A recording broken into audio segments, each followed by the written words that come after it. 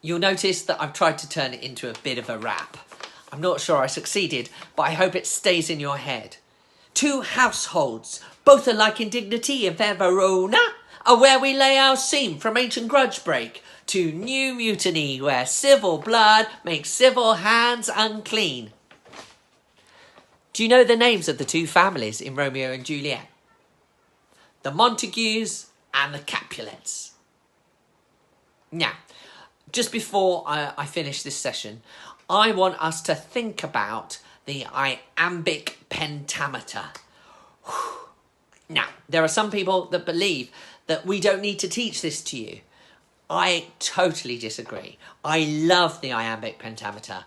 It's the difference between poetry and normal speak. Poetry to make us excited about what's going on. Now, it gives us rhythm. It gives us iambs. Iambic pentameter. I'm breaking it down. Iambs are an unstressed syllable followed by a stressed syllable. In fact, it's a da and a dum. Unstressed followed by stressed. Bic, I'll come back to that in a minute. Then we've got pent. Now, I know you know this already. Can anybody name me a shape that they learnt in Key Stage 1 that begins with pent? Not a square, not a rectangle, but a pent. You got it, a pentagon. So how many sides does a pentagon have? So we're going to need 5 iambs to understand what an iambic pentameter is.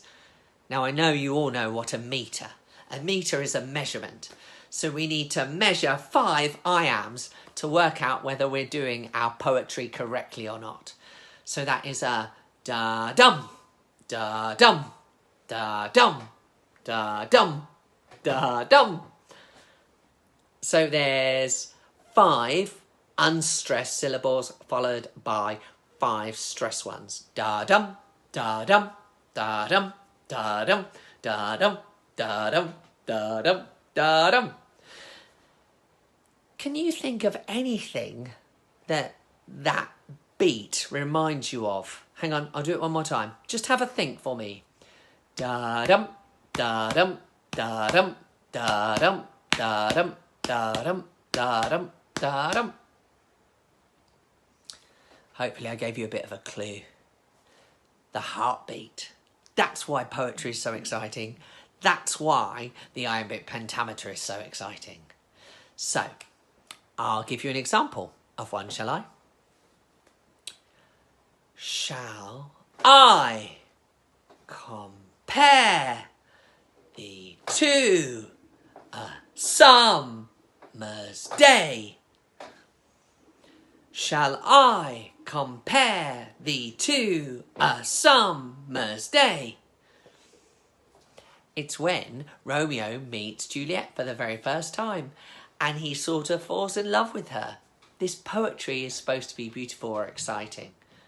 Shall I compare thee to a summer's day? Why is the beat so important?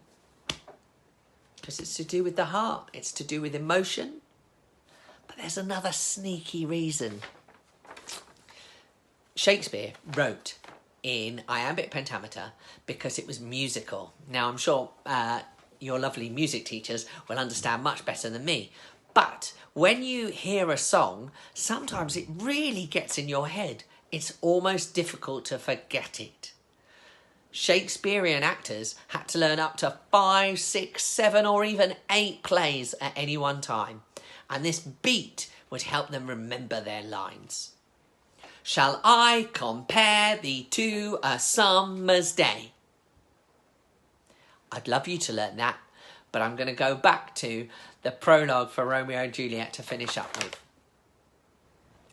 Two households, both alike in dignity in fair Verona, are where we lay our scene from ancient grudge break to new mutiny where civil blood makes civil hands unclean. I'll leave that with you for the time being. I look forward to seeing either your videos or your workings out on how to take a chunk of Shakespeare and make it make sense. See you next time.